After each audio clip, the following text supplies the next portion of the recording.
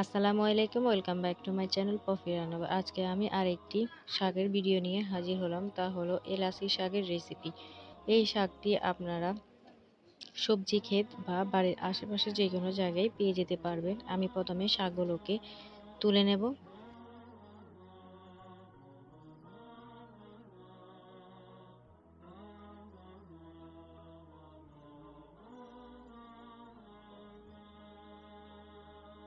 আমি শাকগুলোকে তুলে ভালো করে পরিষ্কার করে ধুয়ে নেব। এখন চুলায় একটি পাত্রে হাফ কাপ পানি দিব। পানি দিয়ে পানিটা একটু গরম হয়ে ওঠার জন্য অপেক্ষা করব। পানিটা গরম হয়ে উঠেছে, এখন আমি এর মধ্যে শাকগুলো দিয়ে শাকগুলো সিদ্ধ করে নেব এবং চুলার জালটা রাখবো মিডিয়াম হাইতে। শাকগুলো দেওয়ার পর কিছুক্ষণ পরে আমি শাকগুলোকে উল্টিয়ে নেব। শাকগুলো পাতিলে দেওয়ার পর অনেক বেশি দেখা গিয়েছে, আসলে শাকগুলো সিদ্ধ হওয়ার পরেই শাকগুলো কমে যাবে। শাকগুলো থেকে অতিরিক্ত পানি বের হয়ে গিয়েছে এবং শাকগুলো সিদ্ধ হয়ে গিয়েছে। এখন আমি চুলার জালটা বন্ধ করে দিয়ে শাকগুলোকে ঠান্ডা পানি দিয়ে ধুয়ে পানি চিবিয়ে ফেলে দেব। শাকগুলো থেকে পানি চিবিয়ে নিয়েছি, এখন আমি শাকের মধ্যে স্বাদমতো লবণ দিয়ে ভালো করে মিশিয়ে নেব।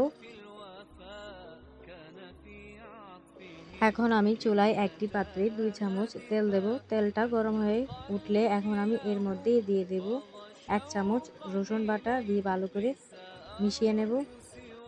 চুলার জালটা রাখবো মিডিয়াম হাইতে। এখন এর মধ্যে দিয়ে দেব বড় একটা পেঁয়াজ কুচি দিয়ে ভালো করে মিশিয়ে নেব।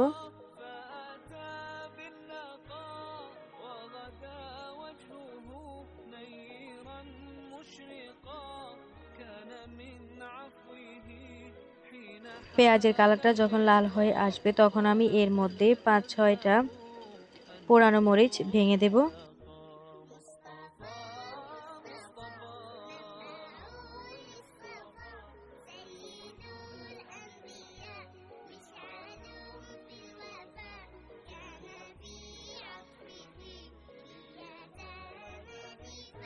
এখন ভালো করে মিশিয়ে নেব।